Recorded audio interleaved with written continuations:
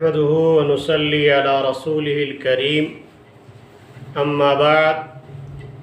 فأعوذ بالله من الشيطان الرجيم بسم الله الرحمن الرحيم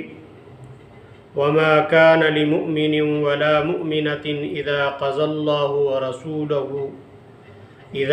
الله ورسوله أمرا أن يكون لهم الخيرة من أمرهم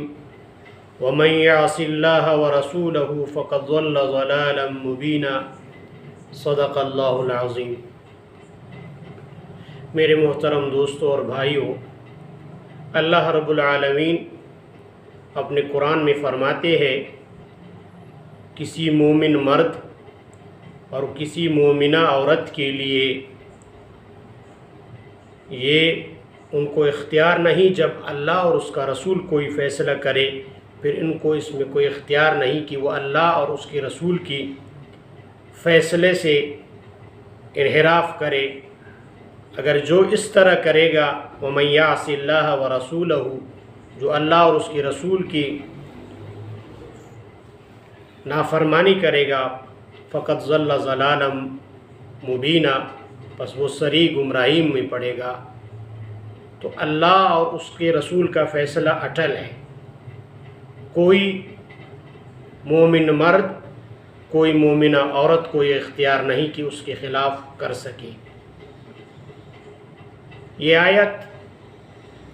حضرت زید بن حارثہ اور حضرت زینب رضی اللہ تعالی عنہ کے نکاح کے حوالے سے نازل ہوئی۔ حضرت زید رضی اللہ تعالی عنہ جسے ظالموں نے پکڑ کر کے بیچا تھا اور پھر اسے حضرت خدیجہ رضی اللہ عنہ نے خرید لیا تھا اور پھر آپ صلی اللہ علیہ وسلم کو ہبہ کیا تھا، آپ صلی اللہ علیہ وسلم نے اسے اپنے پاس رکھا، اور اسی طرح ایک تجارتی سفر میں جب وہ گئے، ان کے اعزاء کو پتہ چلا، وہ آپ صلی اللہ علیہ وسلم کے پاس تشریف لائے۔ ان کے والد، ان کا چچا اور بھائی آپ صلی اللہ علیہ وسلم سے کہنے لگے کہ ہم آپ کو معاوضہ دیتے ہیں کہ آپ ہمارے بچے کو واپس کریں۔ آپ صلی اللہ علیہ وسلم نے فرمایا تم لوگ خود ان سے پوچھو، وہ تمہارے ساتھ آنا چاہتا ہے تو ان کی مرضی، میں کوئی معاوضہ آپ لوگوں سے نہیں لیتا۔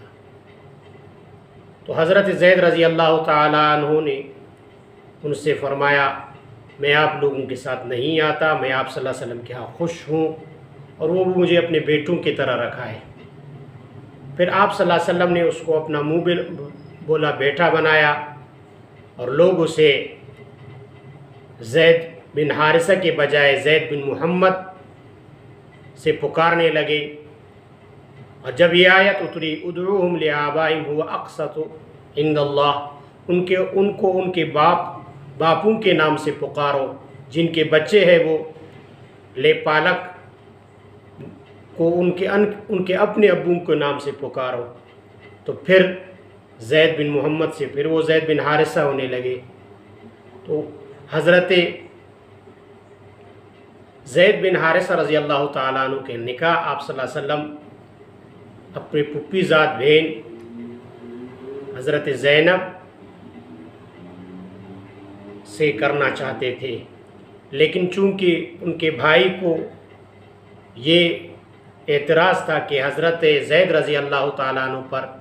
غلامی کا داغ جو لگ چکا تھا، تو پھر چونکہ وہ اصلاً تو عربی تھے، غلام نہیں تھے، ظالموں نے اس کو پکڑ کر کے غلام بنایا تھا۔ اصلاً وہ عربی تھے اور غلام بھی نہیں تھے، اعلیٰ خاندان سے تھے، اور پھر حضرت زینب رضی اللہ تعالیٰ عنہ اعلیٰ خاندان سے تھی۔ تو اس حوالے سے وہ لوگ یہ ماننے کے لیے تیار نہیں تھے، تو اللہ تعالیٰ نے یہ آیت اتاری۔ پھر اس کے بعد وہ لوگ مان گئے اور حضرت زینب رضی اللہ عنہ سے حضرت زید بن حارثہ رضی اللہ تعالیٰ عنہ کا نکاح ہوا۔ تو اللہ تعالیٰ فرماتے کسی مومن اور مرد اور عورت کو اختیار نہیں، جب اللہ اور اس کا رسول کوئی فیصلہ کرے تو پھر ان کے لیے کوئی حق نہیں کہ اس کو وہ نہ مانے۔ لہٰذا اللہ اور اس کے رسول کا فیصلہ اٹل ہے۔ اور اسی طرح پھر حضرت زید آگے آیات میں آتے ہیں اسی طرح کہ حضرت زید رضی اللہ تعالیٰ عنہ کا نکاح ان سے ہوا، پھر چونکہ اس پر غلامی کا داغ تھے، پھر حضرت زینب رضی اللہ تعالیٰ اور حضرت زید بن حارثہ رضی اللہ عنہ کے درمیان انبن تھی، موافقت نہیں ہو رہی تھی ایک دوسرے کے ساتھ، تو حضرت زید رضی اللہ تعالیٰ عنہ آپ صلی اللہ علیہ وسلم سے شکایت کرتے تھے، آپ صلی اللہ علیہ وسلم کو تاکید کرتے تھے کہ آپ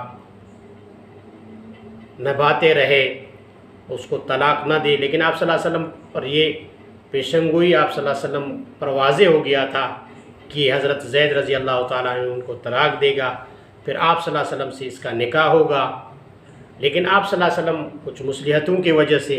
جیسے کہ اللہ تعالیٰ فرماتے کہ جو بات آپ چھپانا چاہتے ہیں ہم وہ ظاہر کریں گے، تو آپ صلی اللہ علیہ وسلم کو پتہ تھا، لیکن آپ صلی اللہ علیہ وسلم اس لیے کہ لوگ کیا کہیں گے، کہ بدگمانی کریں گے کہ یہ جس کو اپنا منہ بولا بیٹا کہتا تھا، اور پھر اس کی متعلقہ جس عورت سے جس کو اس نے طلاق دی یہ اس سے شادی کر رہا ہے، لیکن اللہ تعالیٰ کو یہ کرنا تھا اور اس رسم جاہلیت کا خاتمہ کرنا تھا کہ منہ بولا بیٹا جو ہے نا یہ شرعی حقوق کے لحاظ سے بیٹا نہیں ہے، لہٰذا اس کے جو بیوی ہے مطلقہ عورت ہے، یعنی جس سے شادی کر کے پھر اس کو طلاق دیا ہے، اس سے وہ بندہ شادی کر سکتا ہے۔ پھر پھر حضرت زید رضی اللہ تعالیٰ عنہ نے طلاق دیا، پھر آپ صلی اللہ علیہ وسلم کا نکاح اس سے اللہ نے کروایا، تو یوں اس کا نکاح ہو گیا۔ اور اس دور جاہلیت کا جو منہ بولے بیٹے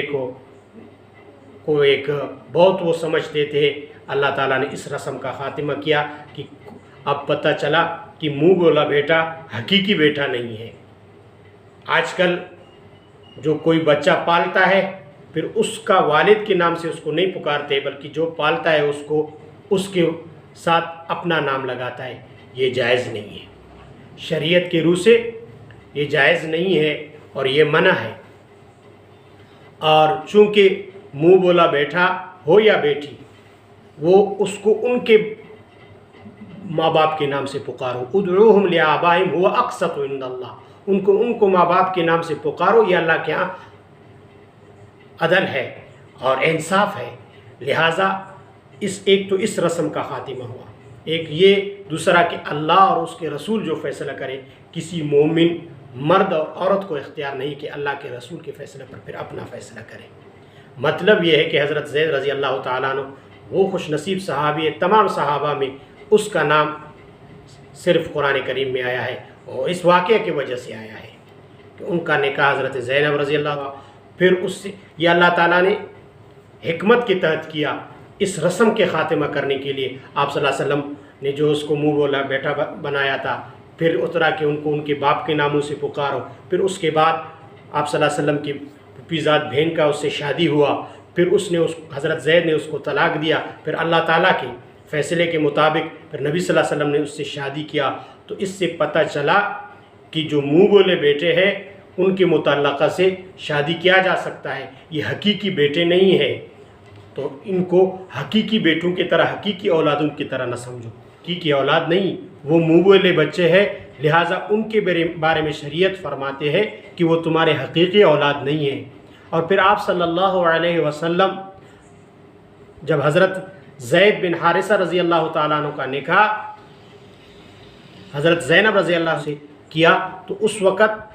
یہ تو آپ صلی اللہ علیہ وسلم کا بیٹا نہیں تھا، منہ بولا بیٹا تھا، لہٰذا اگر اور آپ صلی اللہ علیہ وسلم پھر اس کا سسر نہیں ہے،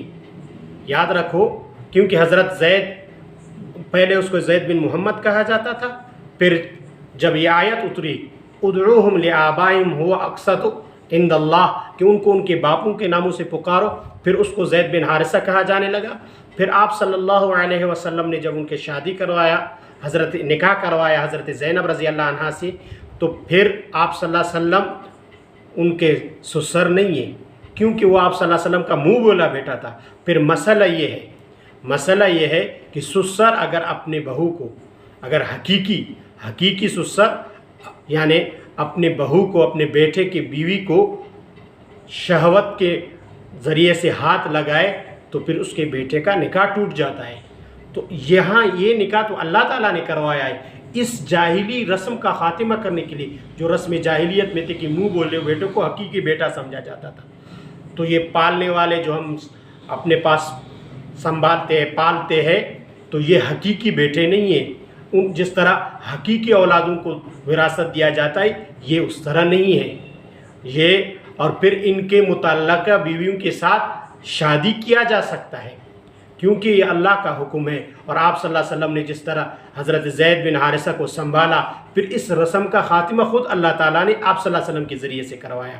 جس سے حضرت زید بن حارثہ رضی اللہ تعالیٰ عنہ کا نکاح ہوا تھا۔ پھر اسی عورت سے اللہ تعالیٰ نے خود حضرت محمد صلی اللہ علیہ وسلم کا نکاح کروایا۔ تو اس رسم کے خاتمہ کے لیے کہ یہ منہ بولے بیٹے حقیقی اولاد نہیں ہے، یہ جو سنبھالنے والے عام طور پر ہم دیکھتے ہیں جن کو پالتے ہیں، پھر ان کے والدین کے نام سے ان کو نہیں پکارتے، بلکہ جو پالتا ہے ان کے نام سے ان کو پکارتے۔ یہ شرعاً جائز نہیں ہے، اور یہ شریعت کے روح سے جائز نہیں ہے، لہٰذا اس طرح نہ کیا جائے۔ جو شریعت نے ہمیں حکم دیا ہے کہ ان کو ان کے ماں باپ کے نام سے پکارو، یہ اللہ کے ہاں انصاف ہے، تو ہمیں بھی اس طرح کرنا چاہیے۔ جو فیصلہ اللہ اور اس کا رسول کرے، ہمیں اس پر چلنا چاہیے۔ اللہ تعالی ہمیں اپنے فیصلوں اور اپنے رسول کے فیصلوں پر چلنے کی توفیق عطا فرمائے۔ وآخر دعوانا الحمدللہ رب العالمین۔